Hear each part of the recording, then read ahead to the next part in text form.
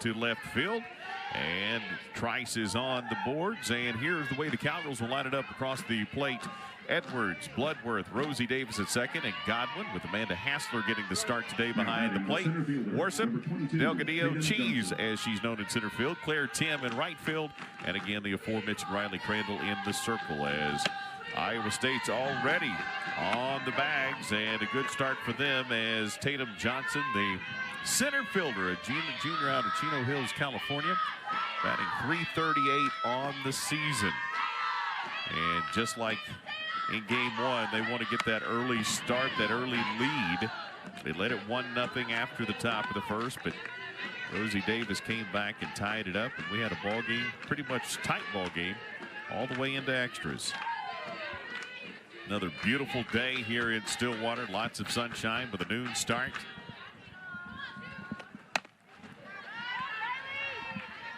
Pretty good crowd here on hand for this one as well.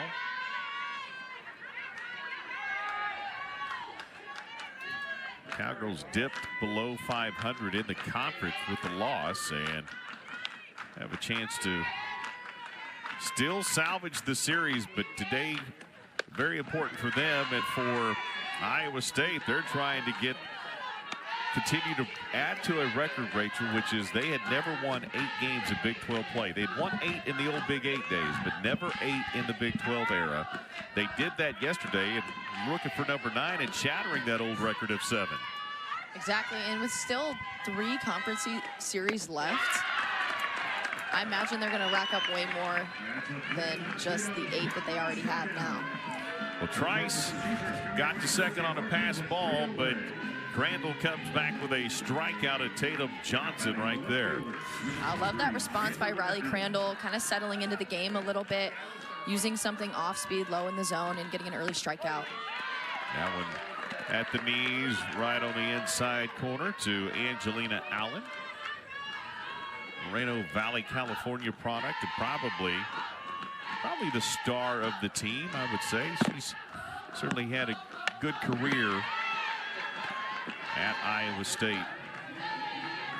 Yeah, she was an All-American last year, hit .435 last season with 22 doubles and 11 home runs, so a lot of power in her swing, and also a high average hitter, just very good at the plate. I think this season numbers down just a little bit, but she's still doing extremely well, having a great season for the Cyclones. Started all 51 games last year, had 74 hits. Played for the Corona Angels, who won the PGF National Championship back in her earlier days, and she takes that one in the dirt, 2-2 to count.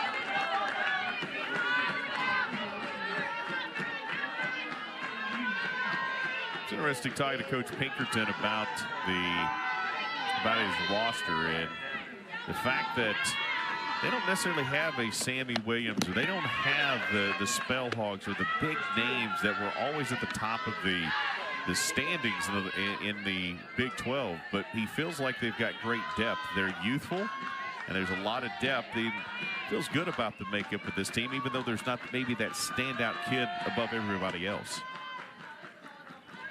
2-2. That one, a rise ball out of the zone. Count goes full. Yeah, it's like if you look at their offensive stats top to bottom, there isn't, like you said, one person that just stands out above the rest. They work very well as a team, and they have players that get on and players that move them over, and then players that bring them in and just play team offense very well. That one spun right back towards the press box, and the count will stay full. Trice still standing at second in scoring position for an early opportunity for the Iowa State Cyclones. Wind is blowing out today. We expect more offense, certainly than we had yesterday, although we did have 3 home runs in that ball game. There's one hit to Rosie Davis, flip over to first in time for the out. Trice will advance to third, and there is 2 gone for the 4-hole hitter, Jesse Clemens, who had quite the day yesterday as Riley Crandall tries to settle in here. Yeah, Clemens going 4 for 4 yesterday against Malin, the All-American. I think her average went up like 30 points. I was looking yesterday. So just a heck of a day at the plate. She was doing it all too. She pulled a couple of balls and hit some the opposite way. It just seemed like anything that she saw yesterday, she was putting a good barrel on it. Yeah, she would love to get one more of those right here and continue that hot streak, as that would score a run if she could get one out of the infield. She starts ahead here 2-0. Crandall obviously being very careful with her. Very aware of what was going on yesterday with Clemens. Just a freshman. That one goes right at her there and fouled back, 2-1.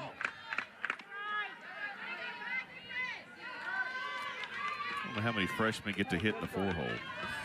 I was just going to say, she doesn't look like a freshman up there, and that's exactly why she's in the 4-hole. She is very disciplined at the plate, swings at good pitches, and swinging like a veteran. Yeah, she certainly looked like that yesterday, as that one's fouled back as well. So the count will leave it at 2-2. 2 gone. 1 on for Iowa State, trying to make some noise in the top half of the first.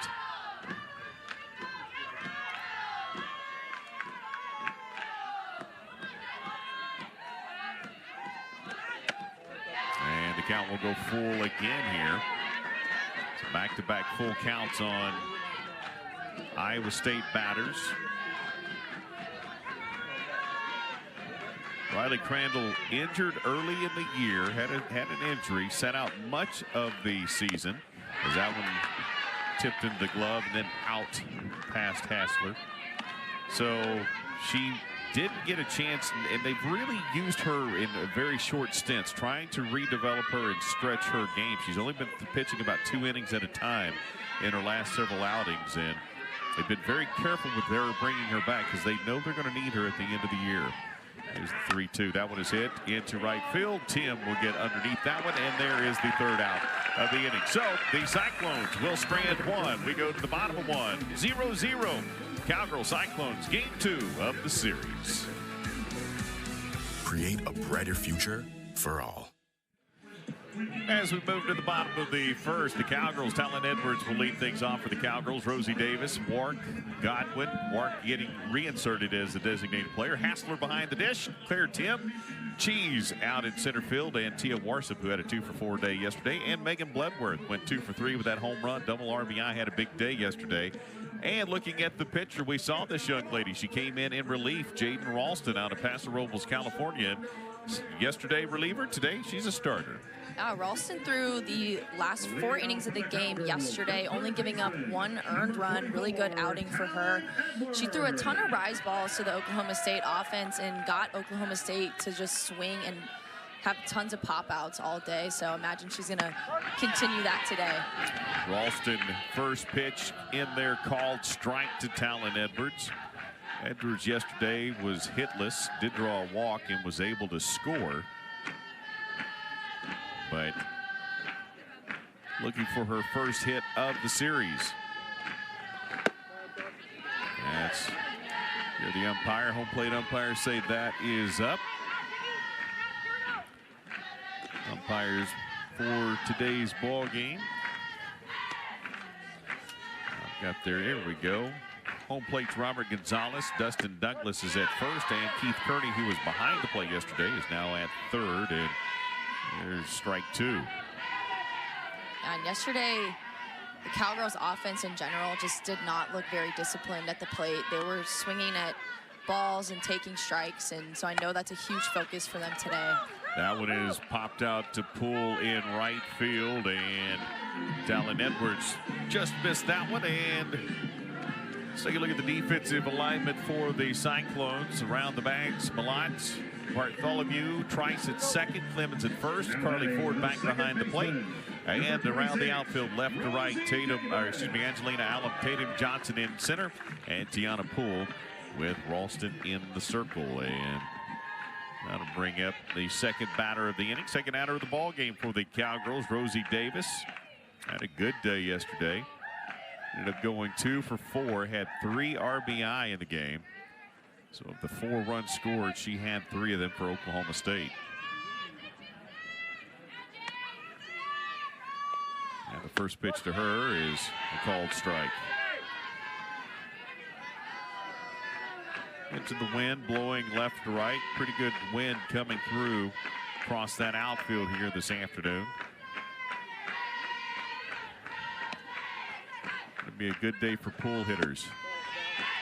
Yeah, it's funny, the opposite of the way it was blowing yesterday. Like you said, Michaela Work's ball that went so high and just kind of stopped and came straight down on the warning track, I think would have been over the fence by like 20 feet today. I think you're exactly right.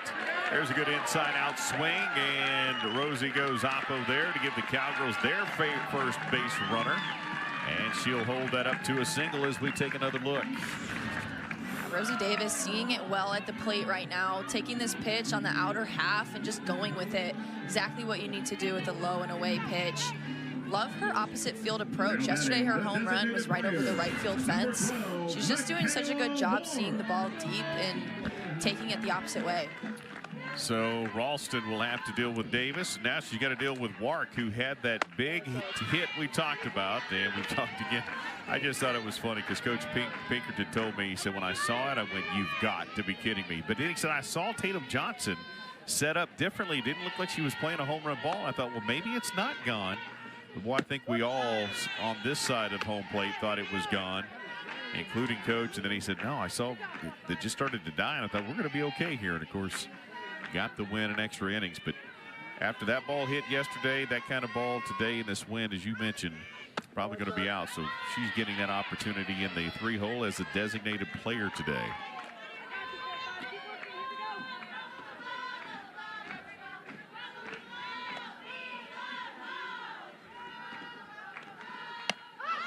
Gets underneath that one and spins it back into the crowd, or at least behind the Iowa State dugout. It's interesting because of the concert. We talked about it. We're going to talk a little more about that today. Talk about N7 and the turquoise jerseys. But as I was coming in early this morning, that one is hit into left field, and Allen is going to be there, and Davis will have to retreat back to first. But as I was coming in, I noticed the bus for Iowa State was coming from the north. And so I asked them this morning, where are you guys staying? They're actually staying in Tulsa. No. So they're driving over an hour both ways to get here back and forth. And Coach is from Tulsa. He said, selfishly, guess what? For me, I get to see some family. I'm okay with that. But he goes, it's and I understand and I know what's going on here this weekend, but that is very unusual to have to drive that far here to get to Stillwater games. As Carly Godwin will get an opportunity. Yeah, that is interesting. I would have thought for sure they would have had booked their stay a while ago and would have been able to get into a hotel, but that just shows you how many people are in Stillwater right now. That's exactly right. You know, and we talked a little bit about it during game one, but it was such a lightning in a bottle moment, and the concert kept selling out, and the next date and the next date and the next date, and then immediately everybody started booking those hotels. So no one was anticipating that, as that one is going to be hit softly to Malott. Malott makes the throw to Clemens, and the Cowgirls will strand a runner just like Iowa State. It's 0-0. We're going to top two here in Stillwater. Communities in North America moving through the N7 fund so they can lead healthier, happier, and more successful lives. And when Kenny Gajewski got the opportunity, at that point we had several young ladies that were Native American, and he's like, man, it just makes sense. I would love to be a part of that. And Nike came alongside and said, yeah, you know what, we'll do that. And you see it a lot in basketball. Don't see it as much in softball, but Oklahoma State and Kenny Gajewski certainly wanted to be a part of that, as you see Bartholomew step in for Iowa State. But it looks good. It's a good look for Oklahoma State. I like the teal. I love the blue jerseys, and the Cowgirls usually wear these a couple times throughout the season. And Coach G before the game said they're just absolutely honored to wear the jersey, and they take a ton of pride in being able to represent the Native American culture. It means so much to Oklahoma and just the country in general, so it's very cool. That ball, it is indeed. That ball hit pretty well to right, but Tim underneath it, so Bartholomew will fly out to right, and one gone, one away here in the top of the second.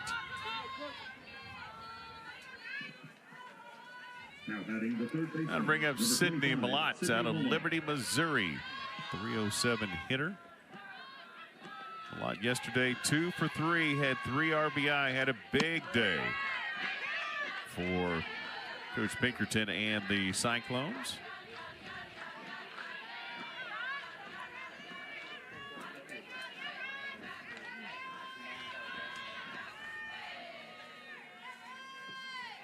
And the 1-0. And the home plate umpire say no, it's out. So ball just a little outside there. Malott was really just the difference maker yesterday. Those 3 RBIs out of the 5 runs that they put up. She had an amazing game, and kind of similar to Clemens, she was just hitting everything they threw at her. She hit one of her home runs over the right field fence. The other one was an up and in pitch that she pulled over the left field fence. Didn't matter where you were throwing it to her yesterday. She was going to hit it hard. Yeah, 2 for 3 and a walk. And as you mentioned, those 3 RBI, and just had a really big day. She was, again, part of that was Clemens in the 4 for 4 day, but a little farther down the order was extremely productive as well. That one is hit, and it's going to get in that wind we were talking about. It's going to be at the wall, and it is gone. Home run for Sydney Malott, and she continues to be a factor in this series. Right at the wall, looked like they were going to try to make a play, and the celebration continues there as we take another look at this one. I thought Worsup or Cheese might get a glove on it. Yeah, I love that she takes this pitch up and in again and just drives, gets her hands up to it, drives it. This ball was hit extremely high in the air, and I think the wind helped a little bit take it out, but she got a really good barrel on that pitch. That's her 3rd home run in 3 at-bats. That is wild, and she is really seeing the ball well. Yeah, in fact, she very much so is, and it's a great job. And as you said, again, she hit that ball a mile high, and that wind just carried it and carried it and carried it. Worsup, it's hard to tell, obviously, from depth perception how far over the wall that was, but she did get up high and had a chance to try to get a glove on it, but good effort, but just too well hit. Yeah, and that's kind of what you have to prepare for a little bit when you put Riley Crandall out there, who throws a lot of rise balls. And with the pitches up in the zone, it's a little bit easier for some hitters to get their barrels under the ball a little bit, pop them up, and sometimes carry out of the yard on a really windy day like today. Carly Ford, who got that game-winning RBI in the 8th inning, is ahead 2-1 here, and she started out 2-0, and now 3-1, and I think you're seeing Crandall, after giving up the home run, trying to be a little cautious, and as you would anticipate. And that's the thing, coming back from injury, she's only pitched, as I said, a couple of 3 innings at a time in each outing, and they've been very careful. So she's very much trying to find her rhythm again as a star pitcher, which she came in with that expectation. Yeah, after transferring in from Baylor, she had a fantastic season last year at Baylor, and coming in, a lot of high hopes for her. I know the fans are super excited to see her getting back into the circle, but there is just a tough time period when you are coming back from an injury. It's just going to take a couple of outings to get back to what you know you can do. Yeah, and it looked like it was going to be a good start for her here in the top of the 2nd, but after a home run and a walk issue, now a conversation with Carrie Eberly, the pitching coach for the Cowgirls, and Carrie comes out, and you know, you just see how big Carrie is talking to Riley. Riley's a tall kid, you know, but go back to when Carrie Eberly was in the circle. You talk about then the Cowgirls do immediately get Katie Coots up to start working a little bit in the outfield, or in the bullpen rather. But I mean, Carrie Eberly was an imposing figure in the circle. Yeah, definitely. I hit off her a couple times, and it's just, she's very intimidating in the circle, and I think she could kind of be there when intimidating when she's having a conversation with you, right? Yeah, I mean, for sure. Here's what I need you to do. Okay, coach, whatever you need me to do, I'm going to do.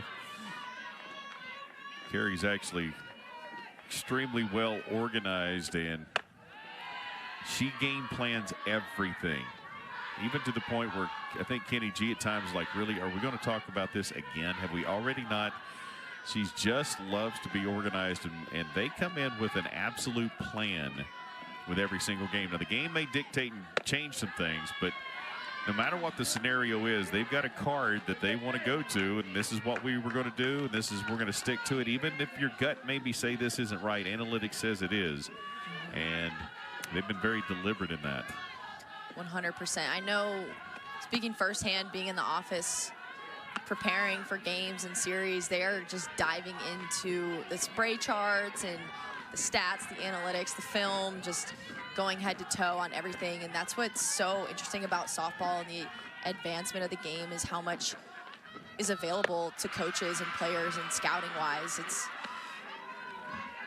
a lot of fun. It is, and obviously, again, now then, what is the card going to tell them as Nosen ends up getting in walks. So a home run and back-to-back walks gives Tiana Poole, the right fielder, an opportunity right here. Yesterday, Poole went 0 for 2 and had a couple of strikeouts, and she starts ahead here 1-0. So a lot of consecutive balls thrown here, and it's a good job by Hassler to come out and talk to her catcher. It's a good time for a conversation. Yeah, and these pitches aren't missing by much. They're all around the zone. I think she's just trying to hit those corners, which all pitchers are trying to do, and not getting a lot of calls going her way right now. And it is early in the game, so there is kind of that adjustment period. So can you get out of the jam? Couple of free passes, and there's a called strike. That may settle the nerves just a little bit for Riley Crandall. Now, Riley's not nearly, at least to this point, what we have seen as emotional, shows her emotions as much as we have seen with Ruby Malin, as she gets another strike right there and now starting to settle back in. But she's not nearly as domineering in the circle as maybe some other pitchers we've seen. I think she has more of that calm, cool, and collected presence, which I love to watch as well. I know everyone loves like the super high energy pitching, and that's great. And there she gets the strikeout against Poole. Great bounce back for Riley Crandall. Absolutely, got her caught looking. Let's take another look at this pitch. Yeah, I love that pitch on the outer half. Great pitcher's pitch with 2 strikes. As a batter, just want to do your best to fight that off, especially with runners on base. You can't leave it up to the umpire, especially at this point in the game. But I love that response by Crandall. You know, the home run and then the back-to-back walks, and then immediately coming back, getting a strikeout, and holding off the momentum of Iowa State a little bit. Trice sprayed one into right field just past Helen Edwards, her first time up. This is the second time through the order. And she's got runners at first and second, and count even at 1-1. Where she hit it before would not have scored a run, most likely, if fielded cleanly, but gives her team an opportunity. She started to bunt it the first time. Let's see what the approach is here. The 1-1 shows slap, and that one misses. 2-1.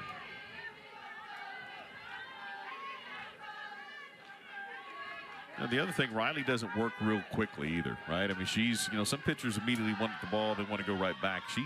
She works the clock, pitch clock a little bit more than some. Already down to 3. As that one spun back, 2-2. I really like that as a pitcher, to just stay in your routine and set the pace. I think that just helps them have a little bit more control over the at-bat. Take control of the situation. That's what she does. She's dictating tempo, that is for sure. The 2-2 hit to Davis. Davis throws it over to Bloodworth. Touch of second and the force, and there's out number 3. But it took an extra inning. It was inning 1 yesterday. It's inning 2 today. Home run by Malatz. Iowa State on top, 1-0 over the Cowgirls. So they've been very good early in these series. That's exactly right. I think coming out and winning that first game really just helps set the tone for the series and gives your team so much confidence heading into the next 2 games. And they've had some huge wins, like UCF swept UCF, got 2 big wins over Arizona State, just competing very well in the Big 12. They're up to 3rd in the standings, so putting themselves in a really good spot heading into postseason. No doubt, is that ball is spun foul, and Leading things off for the Cowgirls here in the bottom of the second inning is the catcher, Amanda Hassler, the junior.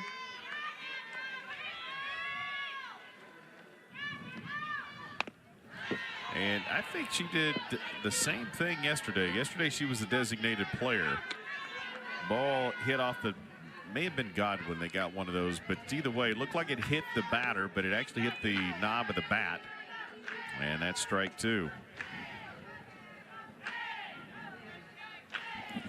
Ralston's done a good job early in this one and continues to do a good job as she gets the strikeout. Hassler, big cut at this one, even with 2 strikes. Ralston looks like a rise ball, a little bit out of the zone. She just bites at it, swings underneath it. I think so far in this game, Oklahoma State not making any adjustments from yesterday. As we've talked about, their discipline was just not there yesterday. They're swinging out of the zone so much, and so far today have done that already a few times. So I'm sure in their dugout just trying to change the approach and the mindset at the plate. Claire Tim will get her opportunity, and she is down 0-2. And as you said, letting strikes go by, swinging at balls out of the zone, and that's just not a good combination. And you know, that's again probably a great credit to what we're seeing from Iowa State pitching. They've done a good job of keeping the Cowgirls off balance. The 0-2, and there's back-to-back strikeouts for Ralston, her second of the ball game. Again, looks like a rise ball out of the zone. Yeah, again, Ralston coming in with 2 quick strikes on the outer half, and this pitch just way out of the zone. Fools Claire Tim, gets her to swing underneath it for another strikeout. And 100% credit to the Iowa State defense and the pitching staff and their pitching coach, and just putting a good plan together and following it to a T. And Cheese that time does draw the hit by pitch and just caught her on the inside elbow, I believe. We'll take a look and see if that's exactly, in fact, where he got her. It did, just caught the inside elbow, and so Cheese will go to first, and that'll bring up Tia Warsup, who had a good day yesterday, 2 of 4 for Oklahoma State. Shows bunt, fouls it back, and Cheese was headed second. Looked like that was definitely a hit and run situation for Oklahoma State. Yeah, definitely a good opportunity to get Megan Delgadillo, who's super fast on the bases, over to second base with 2 outs. And early in the game, makes sense to try to get her over to second and get a runner in a scoring position. Warsup out of Northampton, England. And she takes strike 2. So behind 0-2.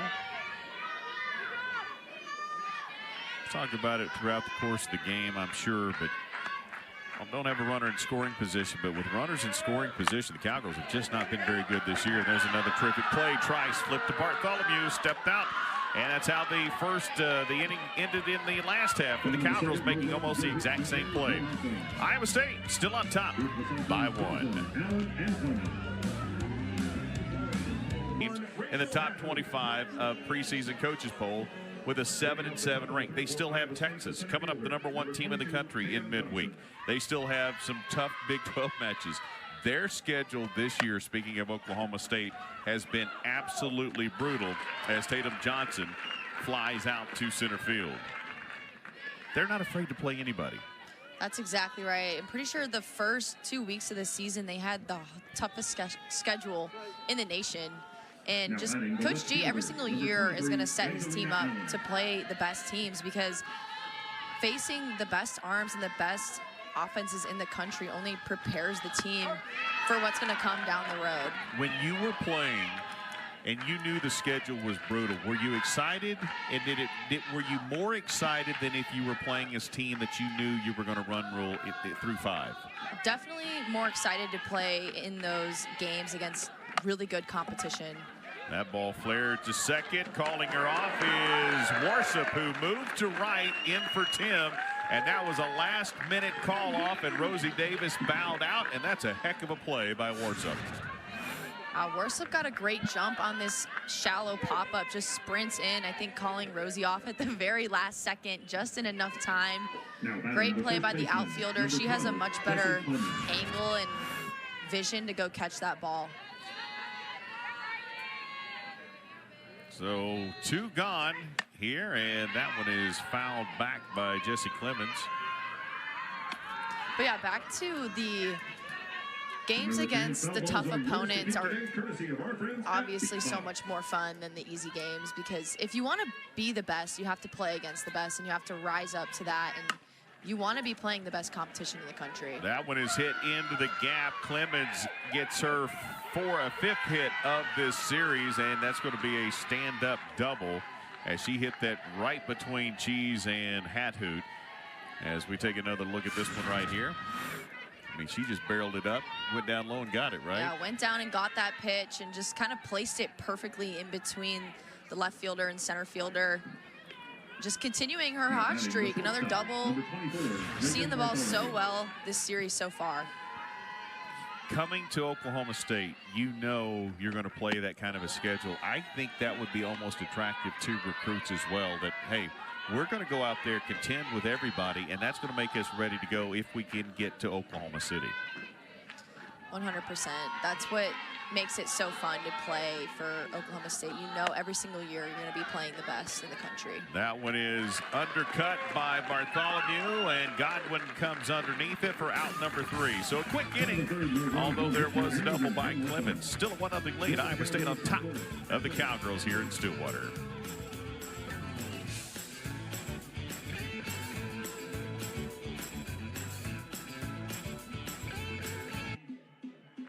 '25 teams since 2018. 6 of those have been against Oklahoma State. They won the 2024 series versus Oklahoma State, the number 5 team in the country last year. They've won 4 of the last 5 versus the Cowgirls. Sometimes it's about matchups. It doesn't always make sense. Oklahoma State's played a much tougher schedule, but when it's all said and done, Oklahoma State's got a better schedule, but the matchups sometimes matter as the Cowgirls start with a pop out to right field. Whatever the reason, it just happens. That's exactly right, and Coach G said it before the game yesterday. It just seems like they always give Oklahoma State a hard time, and they're not afraid to come in and just play against Oklahoma State. And it seems like Iowa State just plays tight. They always rise to the occasion, and they're a very scrappy team. That's the very words I was about to say. They are just scrappy. They're blue collar. As we talked about, they don't necessarily have a great star. They don't have a superstar on this team necessarily, but they play so well together, connected. And he said, we're all about relationships. And, you know, they're playing like a team that is connected. Now, I want to go back to yesterday in that 7th inning.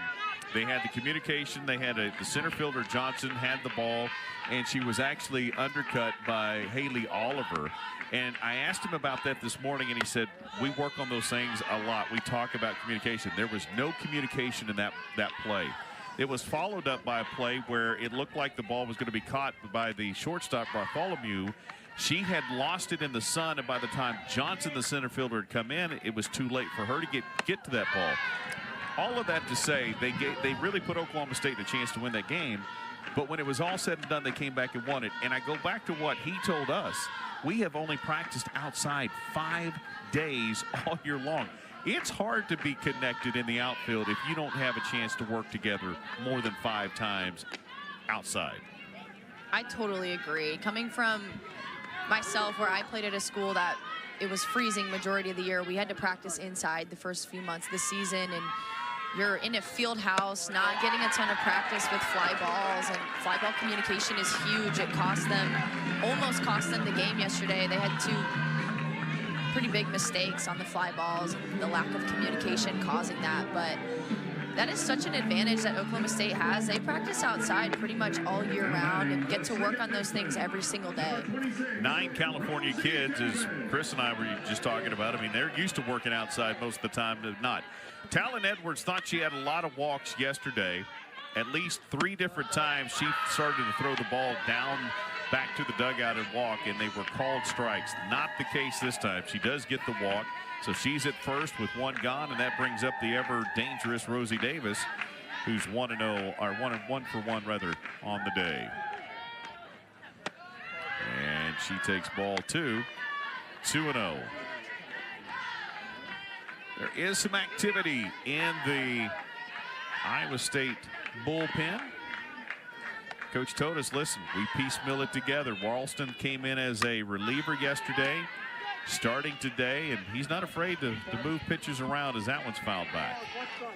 Coming into the game today, I definitely expected to see more than just one arm in the circle for Iowa State and Oklahoma State as well. We know Ralston threw 4 innings yesterday, so I expected her to come in, get through the lineup maybe once or twice, and then hand it over to someone else. Rosie Davis hits one to the wall. Talon Edwards going to stop at third, and that's probably a good call. It looked initially like she might be able to turn it off of the double, but that throw was fantastic back home, and so probably a good stoppage at third. But let's take a look at this one. This is almost the exact same hit that Rosie Davis had her first time at the plate, taking the low away pitch into right center field.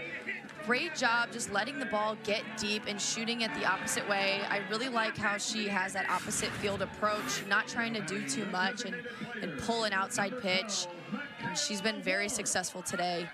Great job there. Now Cowgirls have 2 on the bags. 1 out, runners in scoring position. And Michaela Wark rather, this time does get hit by pitch.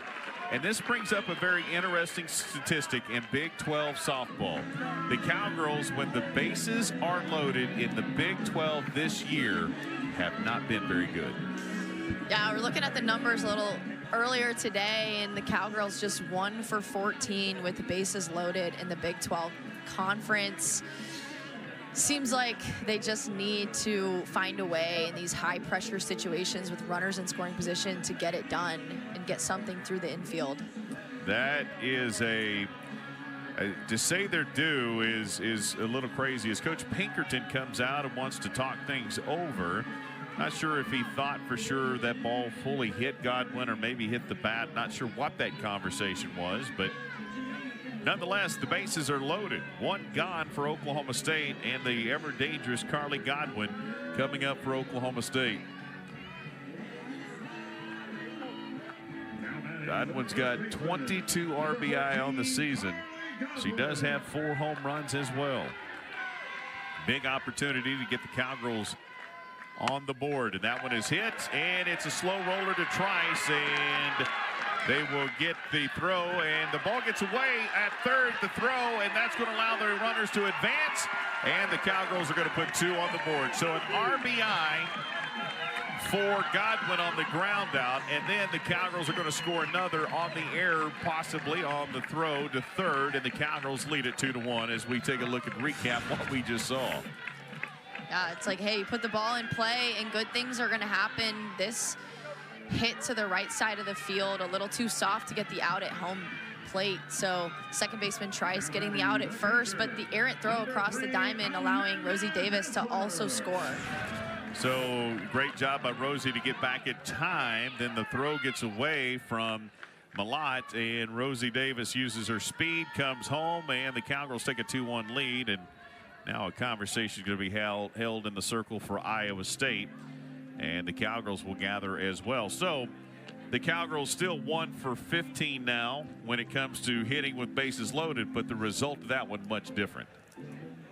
Yeah, Carly Godwin just pushing that ball, I think, to the right side a little, well, I guess just enough to get something going and get a run in, get the Cowgirls on the board. And that's something that they just need to do, is just put the ball in play, make some things happen. They took a walk, got hit by a pitch, got some runners on, were able to do some things, and it worked out. Yeah, hot shot back to Trice. She comes home, gets the force, but that thing just trickled to her, and it was so far to her left that it took her a while to get there, but she did get the force at first. Again, the throw back across the diamond allowed the Cowgirls to get another. So the Cowgirls now have 1 runner on, 2 gone, with a 2-1 lead for the catcher, Amanda Hassler. And she takes ball 1. Count even at 1-1. Hassler struck out her last time up. And so Ralston started very, very strong, but defense gave up one on her there. She gave up one on her own, and the Cowgirls back to a 1-0 lead. The thing with Iowa State, though, yesterday is they responded well. Both teams seem to respond pretty well to scoring by the other team. Cowgirls got the home run by Rosie Davis in the bottom of the first. And they were able to come right back and get a couple of runs themselves, and back and forth we went, but both teams responded pretty well. Here's the 3-1, and that's a walk. Yeah, and Iowa State has had runners on every inning so far. They've gotten at least one hit in every inning so far. So their offense, I think, still very confident at this point in the game. It's only the bottom of the third right now, and they've been getting some offense going. So I'm sure they're going to be excited to come up in the top of the fourth.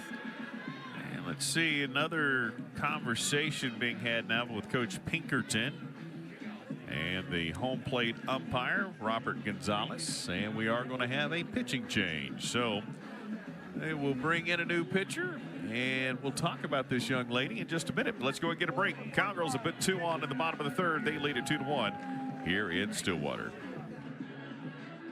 Products 3-3 on the season, and she will be in the circle now, the freshman for Iowa State. The freshman Hoon going to come in and try to mix it up a little bit. She throws a lot of drop balls, which is a great contrast to Ralston, who was throwing mostly rise. So we're going to see her working the lower left quadrant of the plate on these righties and trying to get some ground outs for her team. Rachel Hathood, who came into left field for Warsup, who had moved over to right, is getting her first at-bat of the day. Takes the first pitch for a ball, swings at the second, and it's 1-1 here in Stillwater. Good crowd again today. It's a little more than yesterday. Again, it's just an odd start time with so much going on.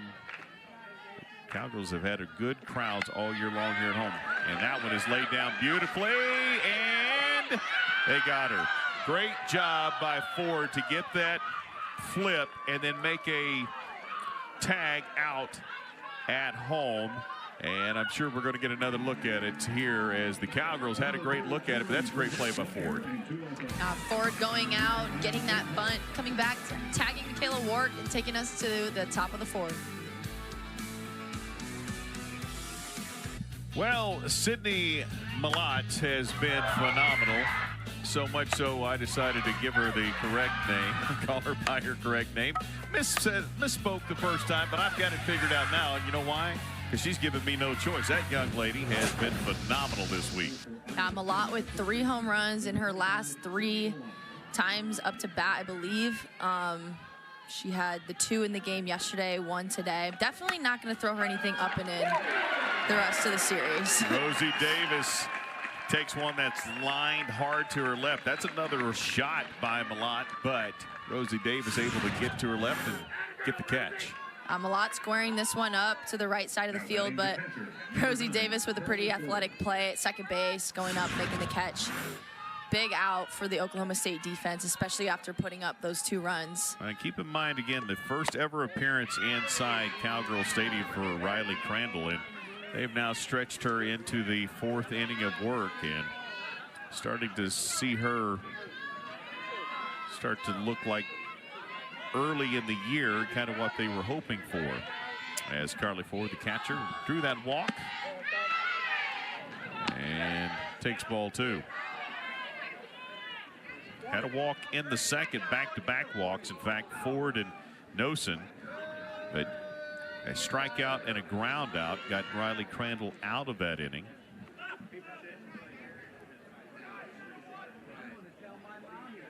And now a little conversation is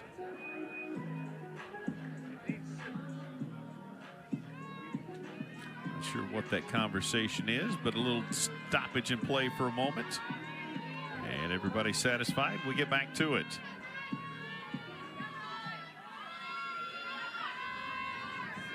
Here's the 2-0. That one is fouled back.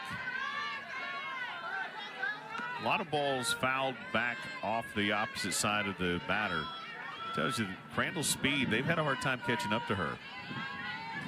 She does throw with good velocity in the mid to upper 60s and throws a lot of curve and rise, which are just going to tail off the bat. That time they caught up to it, but Warsup was able to catch up to it too. She had to get going, and she did, and was able to track that one down on the run just before the warning track. She's made a couple of terrific plays out there, has Warsup today. I was going to say, too, started over in left field and then moved her over to right and has made 2 great catches. The one coming in all the way close to second base and that one going back, just doing a good job holding it down and right.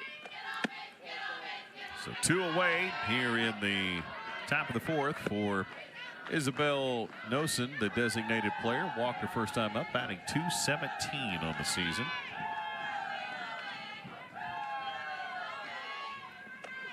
That one's hit right into left field and back. Well, a lot of conversation going on between Hat Hood and Cheese, but ultimately the pair figured it out, and they got out number 3. We go to the bottom of the 4th. Cowgirls with a 2-1 lead. This is Big 12 on ESPN+. To me, certainly where they are in the Big 12, their RPI doesn't necessarily reflect that, but Oklahoma State, they've had the benefit of the regionals and the supers in Stillwater than just going straight down to Oklahoma City. In fact, they're 20-1 in their regional and supers in the last 5 years. They've only lost 1 game in all of those. And so if it ended right now, the Cowgirls would probably have to go on the road for the supers if they got out of their regional.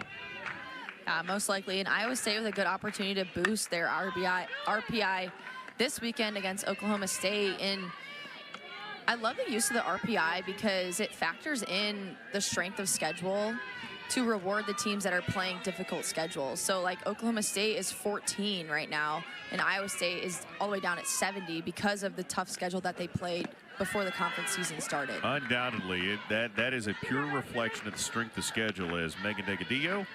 Cheese hit by pitch her first time up in the bottom of the 4th. Yeah, this is a batting .342, by the way, does a great job of kind of starting that bottom part of this order and lineup. But the RPI, those numbers, even though the Cowgirls have lost some of those games, as we mentioned earlier, 7-7 versus top 25 teams, that is a pure reflection of the strength of schedule that they've had this season, which has been phenomenal.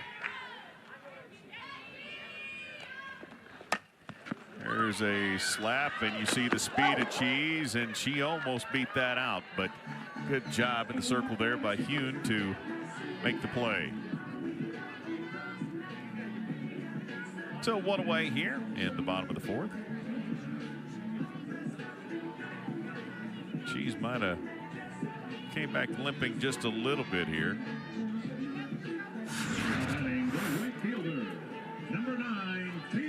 Oh, she got hit in the head. Yeah. And that kind of threw her off her balance a little bit. Shaking up a little bit. So that'll bring up Tia Warsup. Grounded out her first time, and that ball is in there. Just got out of the box. Now she's going to try to turn it into 2. And no, he started to say safe, and then he called her out, and she was barely safe at first, and then she gets thrown out at second, and the Cowgirls are going to review this. They tell her to stay right where she's at, but that's a heck of a throw by Poole. I was just going to say, what a play by the right fielder, Poole. Tia Warsup trying to drop down a bunt, and Ford, I think, rushing her throw a little bit, sailed it. But the right fielder, Poole, in the perfect position behind first base to scoop it up and make the play at second. Very close at first, and then very close at second, and the speed of Warsup is good, and so is that arm of Poole. As she, on the overthrow, turned to run, Poole, I mean, puts it right there, and, well, that is extremely close. Very, very close. Let's see the tag. I think that's the right call. Just by a fingernail, but I think that is the right call. Either way, it'll be awfully hard to overturn because it is so bang bang. Yeah, that was a great job by, I believe that was Bartholomew at second base, kind of a high throw up at her chest, but getting the tag down so fast right on Tia Warsop's hand. It's a fantastic play and a great way to clean up the errant throw by the catcher, Carly Ford. No doubt about it. And, you know, the other part of that is, too, I think part of the problem is it looked as if he had safe motion and turned it into out. And then you start questioning what he saw, which I think is why Kenny Gajewski decided to use one of his reviews challenges right here. But again, just looking at it again, I think it is the right call. It is so close, but I mean, that is an incredible job right there by Iowa State to get that out. Warsop's only been caught stealing one time in her career. Tried to swipe second there, and the other thing that hurt her was she was running through the bag, and on the overthrow she was so deep because of her speed. By the time she turned, she had a long ways to go, and so they're going to talk it over and then let us know what that call is.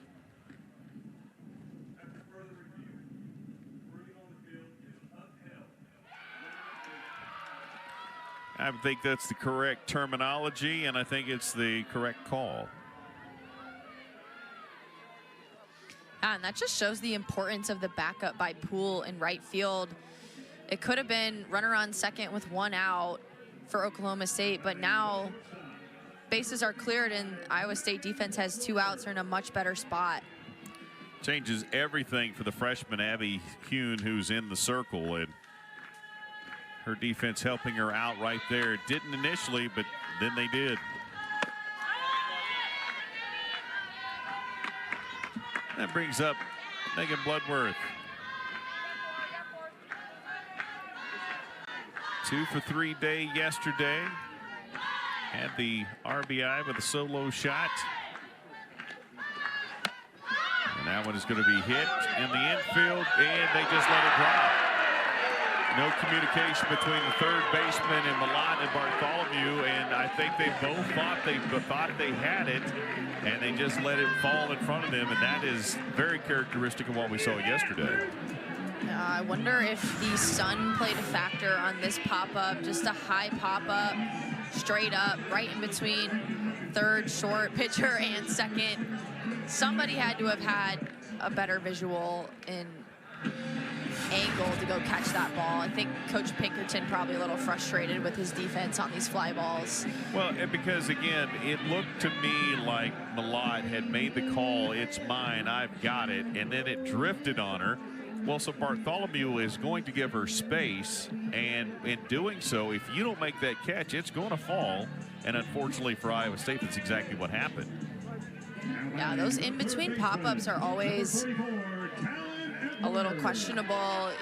But somebody in the infield really just has to take charge and go make that catch. And in my opinion, that's probably the shortstop in that situation, or third baseman, whoever has a better angle with the sun and the wind. But you know, Malott wasn't using her glove to try to shield the sun. It looked like she saw it, or at least it felt like she saw it. And then maybe there was 2 yellow spheres and she wasn't sure which one to go get, but it dropped in there. And that brings up Talon Edwards. The Cowgirls trying to make some noise here with 2 outs. It was officially scored in error.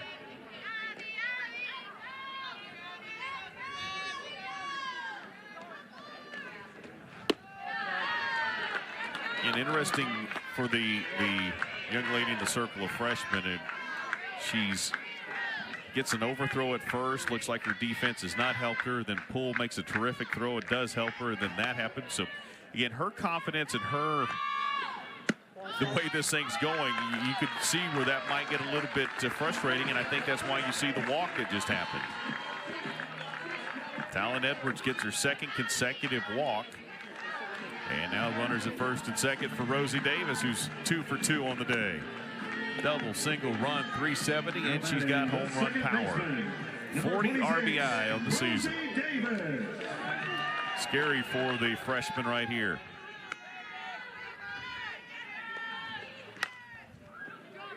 Rosie way out in front of that one. The off speed, pitched her a little backwards and gets ahead 0-1.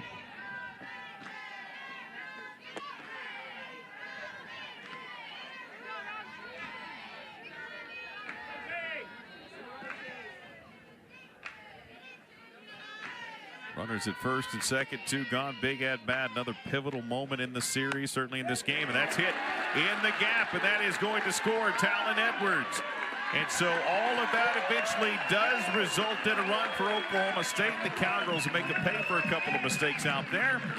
And Oklahoma State has runners at first and second. So Rosie Davis 3 for 3 with an RBI single. Yeah, Rosie Davis coming through again, taking this pitch a little up in the zone and just driving it through the 5-6 hole. Not trying to do too much and getting something going for the Cowgirls. And Rosie Davis now hitting coming into today, hitting .417 with runners in scoring position. So she is the one that is getting those clutch hits for the Oklahoma State offense. Undoubtedly she is, and she's now got 41 RBIs on the season as Michaela Wark spins that one into the net.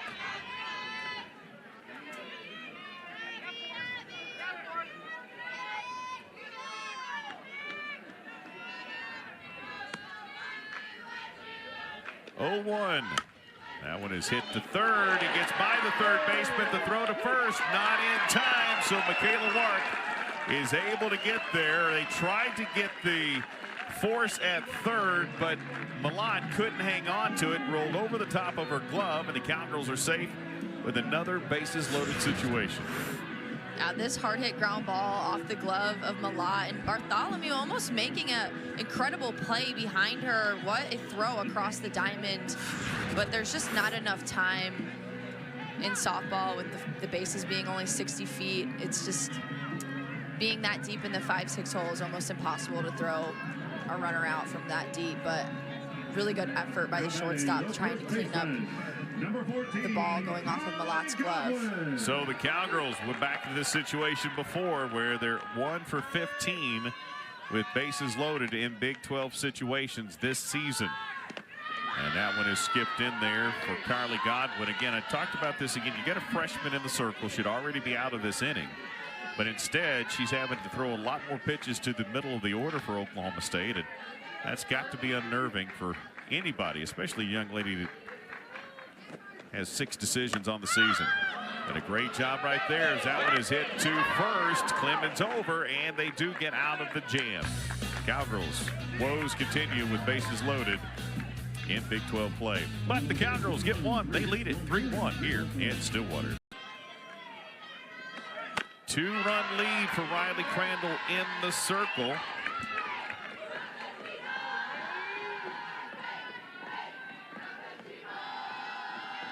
Iowa State chasing 2 here. And a pinch hitter for the Iowa State Cyclones, Paige Nakashima, young lady out of Hawaii, James Campbell High School. Behind early here on the count to Crandall, 0-2. Given what we talked about with Crandall and just now stretching her and giving her the ability to stretch the innings and the amount of time worked, got to be impressed with what Riley Crandall's done here so far today. Crandall has come out and besides the home run to Malat has done very well, only given up a few hits, keeping Iowa State to just 1 run. And Nakashima is going to be called out as we take a look at the strikeout pitch. This pitch by Crandall, a little low and away. Definitely on the corner there. As a batter, that's a tough one, but with 2 strikes, you just have to do your best to fight that off and not leave it up to the umpire. So another strikeout on the day for Crandall. That's her 3rd today. And are we getting ready to make a change? We are. So despite the efforts by Riley and pitching really well, we talked about it. They have a plan and they've stuck to it. Even though things are going well for her, they're being very cautious in stretching her, and they don't want her to go too far. We'll talk more about that on the other side of the timeout. Great start in her first ever start for the Cowgirls for Riley Crandall in the circle. Laid down McLean, Virginia, and she will face Trice in her first AB, and the Trice gets a bunt single as she laid that down beautifully just in front of the batter's box. Great job by Hassler to get around and get the throw, but just not in time. The speed of Trice getting down the line was just too quick. Hassler did pop up and make a great play on that bunt. But I love the first pitch bunt from Trice to get something going off a new pitcher. Tatum Johnson will step in for Iowa State and takes ball one. Katie Coots on the year, 7-4, 4.43 ERA. Pitched 55 1/3. She's a bodybuilder, competes in that as well, and does her own nutrition and takes all of that very seriously. And quite honestly, when you look at her size, you wouldn't think necessarily that she is a young lady who could throw with as much fierce power as she can, as you see Johnson 0 for 2 today. But I think part of that bodybuilding is what helps her be able to throw with the velocity that she throws with. She has a ton of strength and power, and just that's why she's able to throw in the upper 60s. She blew that one by Johnson. 2-1 the count with one gone.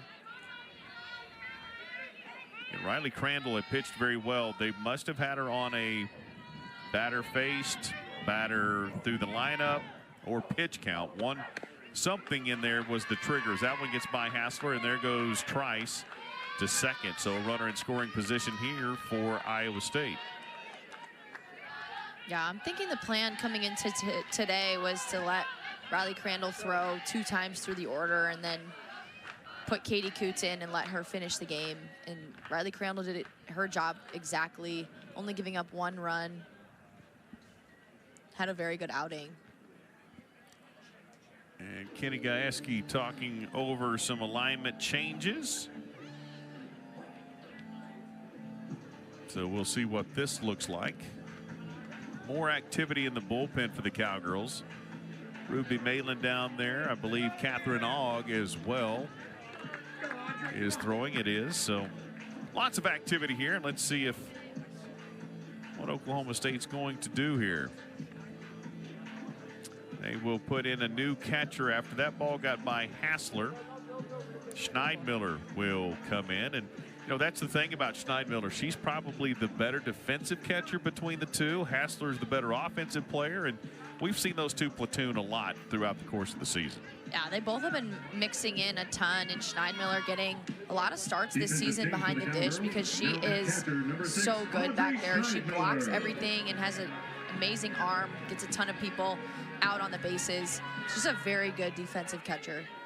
So 3-1 count here to Johnson. And she hits that one. It's a soft spot over the top of Bloodworth, and that'll be a single with runners at the corners and 1 gone here for Katie Coots and the ever-dangerous Angelina Allen coming up. So Iowa State trying to make some noise and scratch and claw and get those at least 1 or maybe both those runs back here in the top of the 5th. Schneidmiller calling defensive signals. Now batting the left fielder, number 23. You know, we're going to see Johnson at second, or first, try to swipe second here at some point.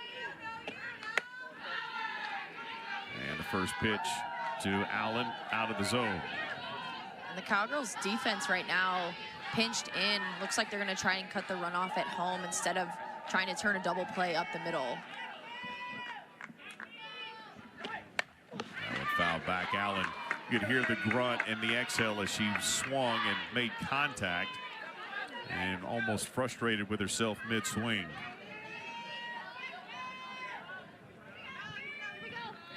Another good ball game. This has been a terrific series for these two teams. Iowa State got game 1.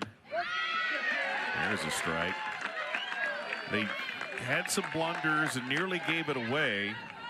But they finished it, and they have been, as you said multiple times already over the last couple of broadcasts, they're scrappy, and they're continuing to be scrappy here with a 1-2. That's a big out right there. That's a great job by Katie Coots battling Allen and getting that strikeout for out number 2. Let's take a look. Katie Coots coming back in a 1-2 count. This pitch on the upper outer half. I think Angelina Allen's eyes probably lit up when she saw that pitch, trying to take that into left center, but Katie Coots able to sneak it by, and that's a huge out for her defense. This will be an interesting battle here. Jessie Clemens has 5 hits out of 6 ABs on the series, and last time up she had a double. Katie Coots will get that challenge. Again, 1 for 2 today. 25 RBI on the season, batting .380 is the freshman. And she takes a strike there.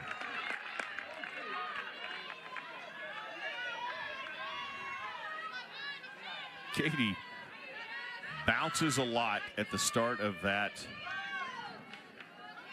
delivery. But when it's all said and done, that motion gets zeroed in straight towards the plate, and there is some velocity. She moves it up pretty up and well. She's got some vertical separation. Definitely does. But she's a little dynamic little pitcher for Oklahoma State. Here's the 1-2, big pitch. A swing and foul back by Clemens. Katie Coots, a lot of the times against righties, we're going to see her throwing a drop curve. They call it a cutter, and it pretty much just cuts down and away from the righties, and it's super effective in getting them to ground out to the right side of the field. And there it is right there, a strikeout, the first of the day for Katie Coots, actually the second in a row for Katie Coots. The Cowgirls holding on to a 2-run lead. It's 3-1 rather, in Stillwater.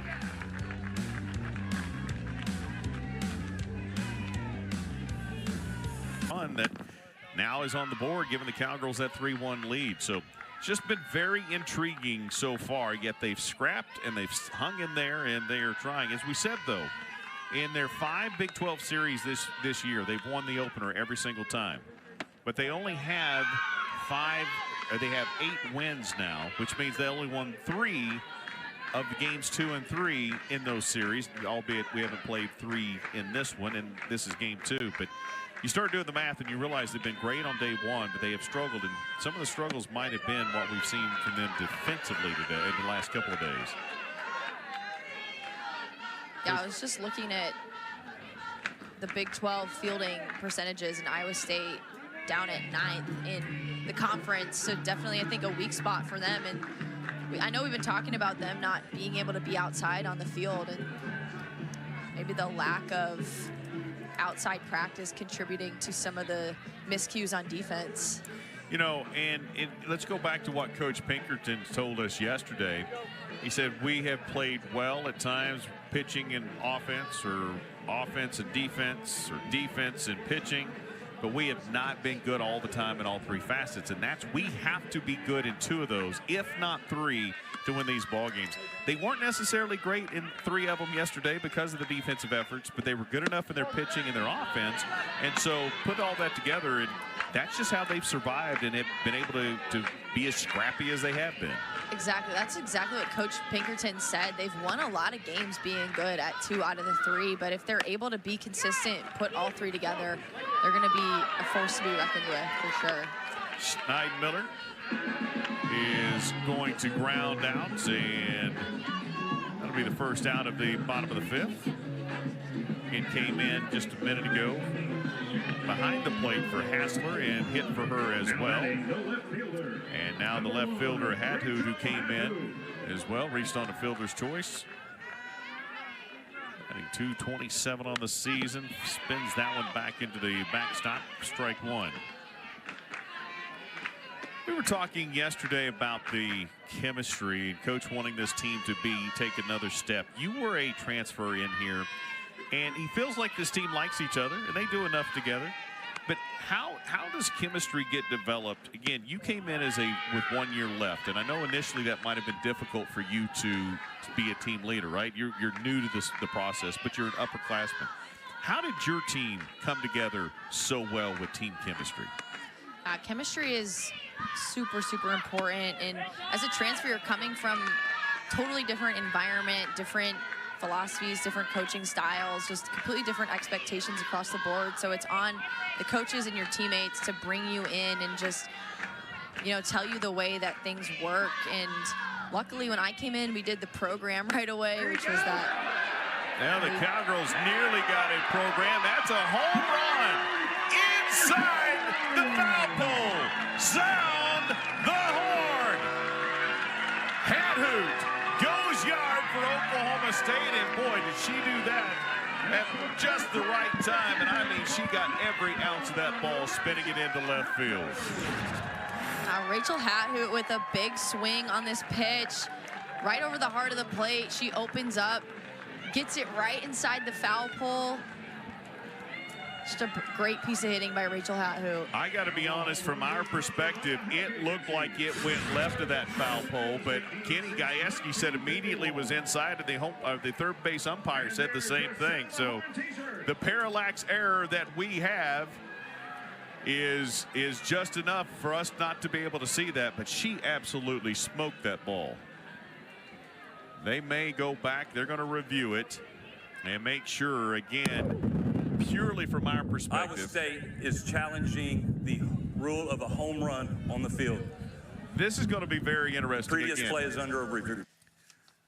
My apologies, Mr. Gonzalez, but from here it looked left, and it is right almost down the line, but we're not square enough down the line to be able to see it for sure. But Kenny G thought it was gone, and certainly the umpire did as well. So I'm looking forward to seeing if we do have the opportunity to see the review, to see what that looks like.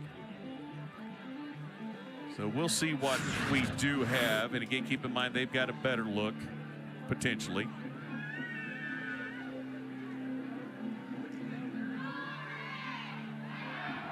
Well, I think that's it. That's on the inside of that foul pole. Looks like it from here. But I was going to say, Coach G and all the fans out there on the deck, their first reaction is going to be to confirm it's a home run. Well, they've come out quickly, so they've seen something that would give us an upheld call or an overturn. After the review, the ruling on the run is upheld. Home run for the Cowgirls, and the Cowgirls take a 4-1 lead here in the bottom of the fifth. That was a little unexpected for Hathout. I mean, she just turned on that thing, and that is her first home run of the season. And Hathout coming in off the bench did not start this game, but came in yesterday for a pinch hit and got a single, and now today coming in and getting a nice home run. So it seems like she's seeing the ball well and starting to get some things going. So one of the cheeseheads there in the stands as Cheese steps in for the Cowgirls, takes ball one. But we were talking about chemistry. There's a good look at it right there. The question was, is it Swiss cheese? Is she hitting someone the home run? Is it Jack cheese? If she puts together about a 10-game hitting streak, is it string cheese? I mean, I don't know, but there's some questions we've got to have answered. Only Chris Dill will have the answers for us at some point, but I love the fact that people know who she is and appreciate what she's been able to contribute to the Cowgirls this season. As she takes a strike there. Chemistry, it's hard to create, and going back to what you guys went through, I'm not saying that Kenny Gajewski doesn't think there's not good chemistry. He just wants it to be better right now, and it's when you bring in transfers, sometimes it takes a little bit of time to make that happen. Yeah, it definitely is an adjustment period and something that everyone needs to work on, not just the coaching staff, not just the players. It's just a combined effort, and there's so many things that go into it. And I think having that chemistry really just helps with being able to trust your teammates and being able to come into a new program and play your best. If you feel like you belong and feel comfortable in your environment, you're only going to succeed or have a better chance to, at least. And you can't be afraid that somebody's come in with talent playing your position. Go compete and push each other and make each other better and stronger for the team. And that's a hard thing sometimes for young people, but that's key. You cannot be jealous. You have to be a team player, and that's what Kenny Gajewski's brought in almost every single year.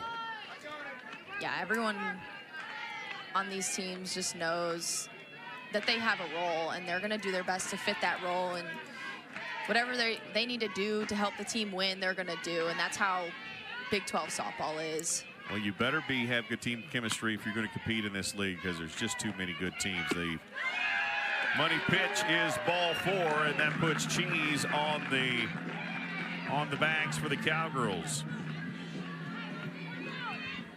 So Schneidmiller grounded out, followed up by a home run by Hathoot, now a walk. And the Cowgirls threatening to start opening things up here a little bit in game 2. Number 9, Tia Warsaw. Tia Warsaw 1 for 2. Terrific speed. Had the single, then got thrown out on the overthrow and lays that one down. And again, you see the speed. And this time she'll stay. Poole is there again on the overthrow, but that will allow Delgadillo to advance to third. The Cowgirls have runners at first and third after the bunt single by Warsaw. Just a perfectly placed bunt by Tia Warsaw, a little bit up the first baseline. There's really not a lot of times anyone on defense is going to be able to make that play. Clemens attempting to make the quick throw around and sailing it into right field, allowing Delgadillo to advance to third. Just the short game by Tia Warsaw is unmatched. She is so good. Great job right there. Terrific base stealer as well. And that one is skipped in there, and Warsaw is going to swipe second. For Warsaw, she is now 17 of 18 on stolen bases. And the Cowgirls have runners at second and third yet again. That one elevated out of the zone for Bloodworth.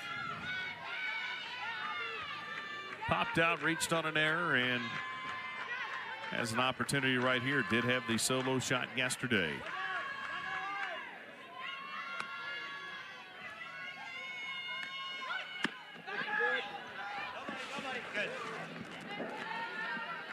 Looked like a little safety squeeze attempt by the Cowgirls defense. Megan Bloodworth squaring around, and Delgadillo had a huge jump off third base. But with the safety squeeze, if they don't get it down, your first reaction is to turn around and run back. 2-1. Outside, 3-1.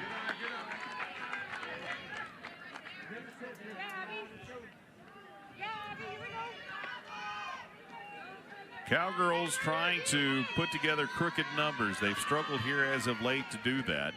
Going back to the Arizona series, came back with dramatic fashion to get that one, and there's a crooked number. That one is going to put 3 on the board. Bloodworth leaves the yard for the second time this series. A 3-run shot. Sound the horn. Bloodworth rounding third, coming home on a 3-run home run.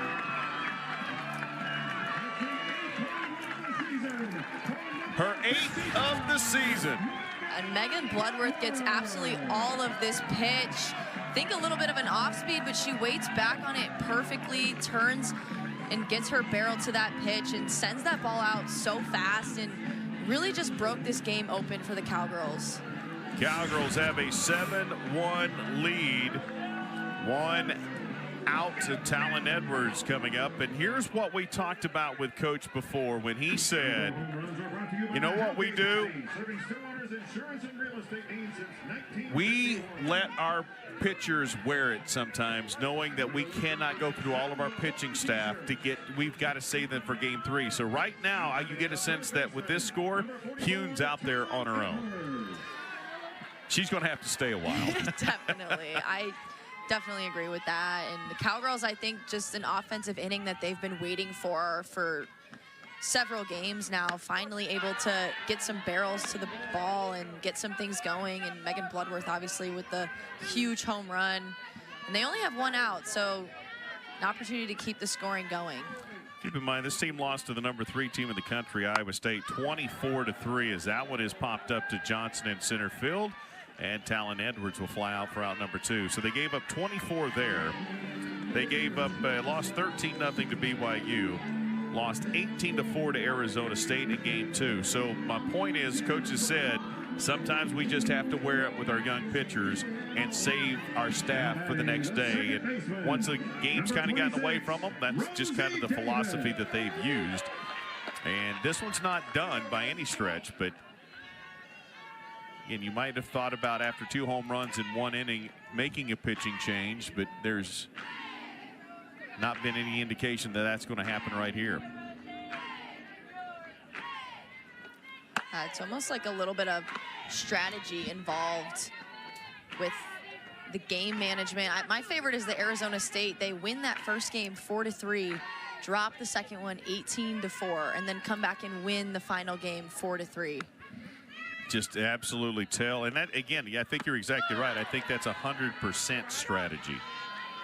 As Rosie Davis came up empty on that big swing to even the count of 1-1. Rosie with the single, the double, the RBI single. And give Hune credit, hanging in there, still competing, despite having given up those 2 home runs in this inning. And Davis spins that one foul down the third base side. Now, the other thing about this Iowa State team is they're big, physical, athletic-looking young ladies. I mean, they pass the eye test. They really do. Poole is a big kid. Tatum Johnson is a big kid, runs well. Allen, a big kid, runs well.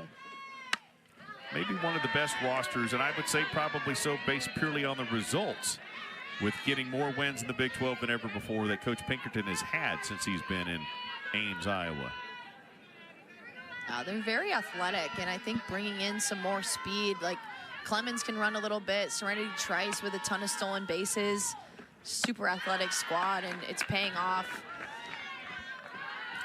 I would say that's exactly right. Yeah, Trice's speed is phenomenal. Clemens not playing like a freshman whatsoever. A couple of young ladies in the circle that can control that. Ralston being one of those who got the start in this one. And that one run off the plate, 3-2.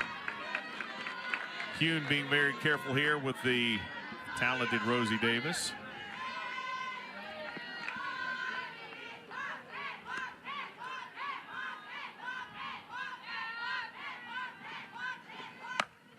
That one is hit sharply, and Johnson is back at the track, just in front of the track for out number 3.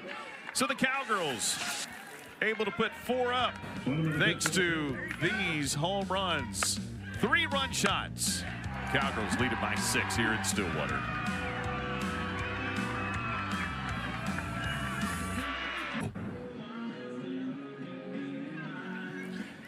Welcome back to Stillwater, Oklahoma. The Iowa State Cyclones trailing now 7-1, but they're 1 for 9 with runners in scoring position. It's not like they haven't had chances. They just have not been able to compete as well as they would want to in those golden opportunities, and they've left 6 on the bag. So, you know, we call it timely hitting, right? They just have not had that timely hitting. They have 5 hits today, so getting some things going, getting some people on base, moving them around a little bit, but still looking for that clutch hit that Oklahoma State was finally able to get the last inning. 3 errors on the board hasn't helped anything either. Reagan Bartholomew, a flied out, popped out, 281 hitter.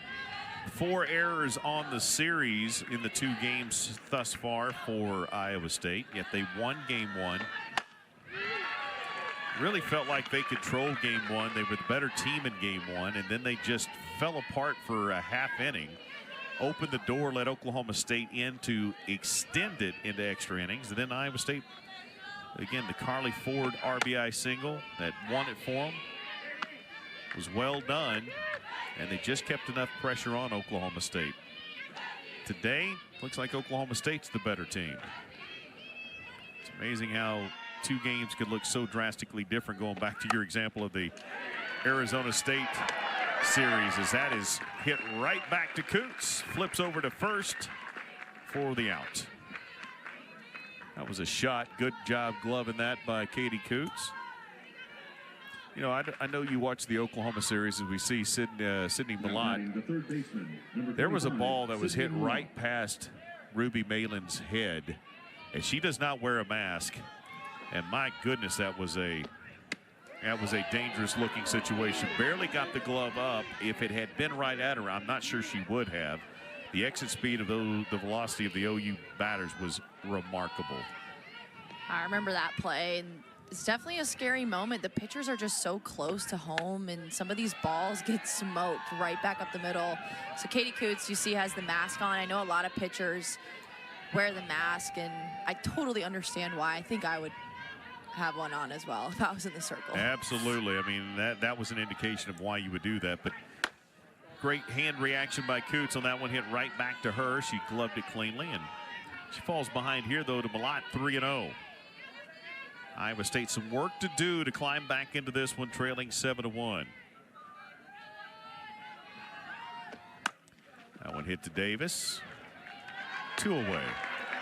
Cowgirls have out-hit Iowa State 8-5 today. Those 3 errors have been a big part of what we have seen.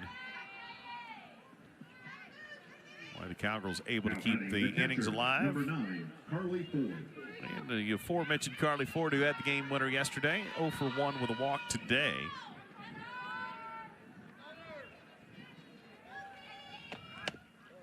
Takes ball 1. Iowa State down to their final 4 outs, looking for some offense here.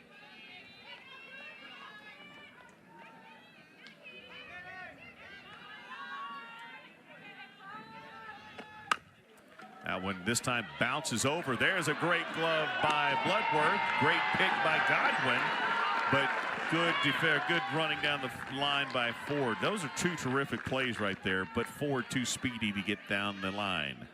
I love that effort by the shortstop, Megan Bloodworth, diving up the middle. The Cowgirls defense has been very solid throughout this series so far, so definitely a piece of their game that they, I think, have improved very well over the course of the season. And count 0-1 here to Isabel Nosen, the designated player. 0 for 1 with a walk today.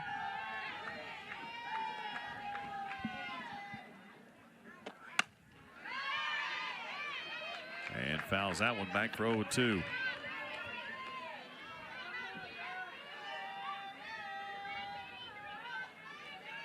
Katie Coots, got to give her credit too. She's come in. Had a very clean situation coming in, but she has done a very good job closing this out to this point. She's given up a few singles, but really hasn't allowed Iowa State hit the ball too hard to create too much noise in her time since coming on. Here's the 1-2. That one outside. She came in, gave up a couple singles, and then right away got 2 strikeouts, got out of that inning, and has done very well ever since. I like how she's placing her pitches on the corners of the plate, just painting the corners, and that's exactly what she needs to do to be successful. She gets in trouble a little bit when she starts to put her balls too far over the plate. Nobody working in the bullpen right now for Oklahoma State. We had a couple up for a moment, Ogg and Malin. We obviously anticipate Malin will start game 3 tomorrow as that one is hit into center field. And Cheese is over there. She's all smiles, as you would imagine. That's out number 3. We go to the bottom of the 6th. Cowgirls holding a 6-run lead right here at Cowgirl Stadium. A 7-1 score for Oklahoma State. Absolutely, and we do have a pitching change for Iowa State to close things out here. Sammy Potvin is a freshman, 2-0 on the season with a 5.92 ERA. 26 innings pitched, 16 strikeouts, and 13 walks on the year. Good time to mix it up, I think, for Iowa State in the circle. Give the freshman a shot. She is a good contrast to Abby Hune, who is mostly throwing down in the zone, because she's going to work up in the zone, mostly side to side. So we'll see if she can shut it down a little bit. Comes out with an 0-1 count, and then Wark turns on that one, and Trice will drift out into shallow center for out number 1.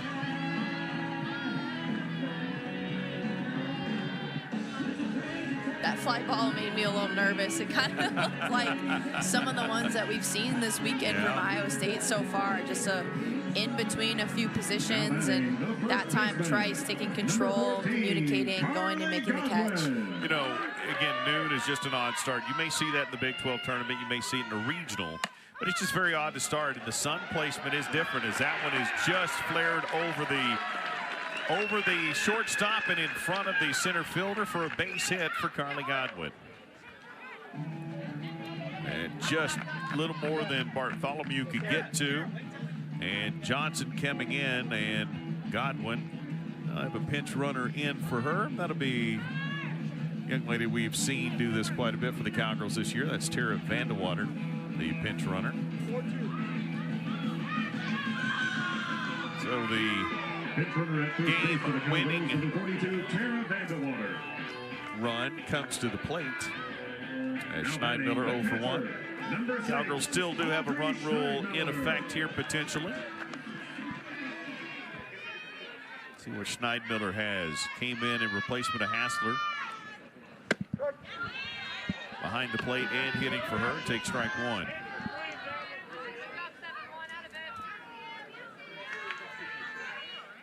A lot of chatter between both sides. Again, another great crowd here for a middle of the day softball game.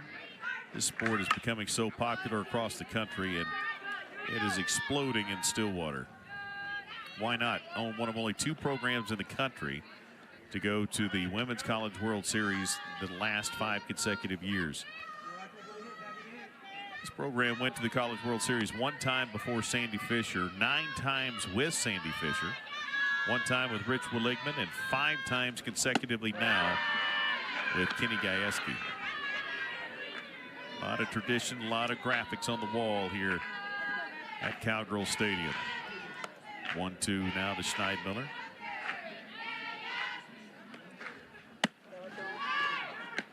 A great decision, but the throw was a little bit wide, and that's a great job by Clemens to track it down. Otherwise, Vandewater was going to be at second. We would have had another overthrow into right field today by the Iowa State defense if it weren't for that outstanding effort by the first baseman Clemens. And Poole wasn't moving as quickly quite as much there. There's a called strike and a strikeout for the youngster in Potvin. So runner on and 2 gone. Not sure if Schneidmiller knew she had 2 strikes in that at bat, but good pitch on the inner half by Potvin. She's able to get her looking. Hathoot has 11 home runs in her career, averaging 2 per year. This is being her 5th year, and she's on pace for that and could match that, as she just hit 1 a moment ago. 1 right here would be her 2nd and keep her average alive. Hit her 1st of the season. 1-0 here.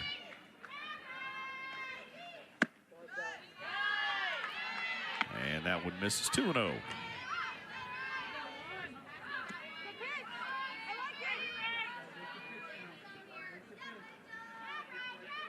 Game 3 of the series tomorrow. If this score holds, it will be the deciding game of the series, and a big ball game for both of them. We've talked about it. Iowa State's trying to hold in that top third of the Big 12. Cowgirls trying to get some momentum here in the back half of the Big 12 conference season.